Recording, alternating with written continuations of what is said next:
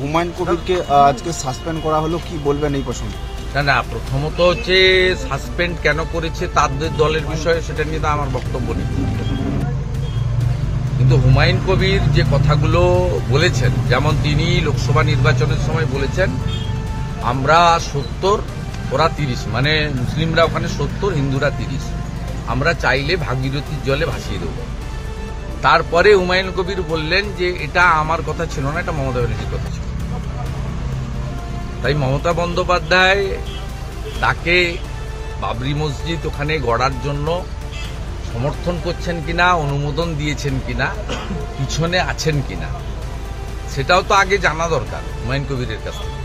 হুমায়ুন কবির বলেছেন যে উগ্র মৌলবাদী রাজনীতি করেছেন তিনি ইউসুফ পাঠানকে জেতানোর জন্য, অজিত চৌধুরীকে বা বিজেপিকে হারানোর জন্য। তিনি বলেছেন যেটা আমি করিনি, আমাকে দিয়ে করানো হয়েছে। অতএব এই বিষয়টা আগে পরিষ্কার করা দরকার। আর মুর্শিদাবাদ জেলায় হিন্দুরা যেভাবে সংখ্যা লঘু বলে অত্যাচারিত হয়েছেন বা হচ্ছেন,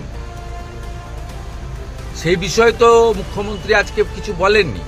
হরগোবিন্দ দাস, চন্দন দাস খুন হলো কেন? ধুলিয়ান শামশেরগঞ্জে 16% হিন্দু তাদের দেশি নৌকো করে রাত্রিবেলা ফরাক্কা পেরিয়ে বৈষ্ণবনগরে গিয়ে আশ্রয় শিবিরে খিচুড়ি খেয়ে থাকতে হলো কেন? এসব কথা তো উনি বলেননি।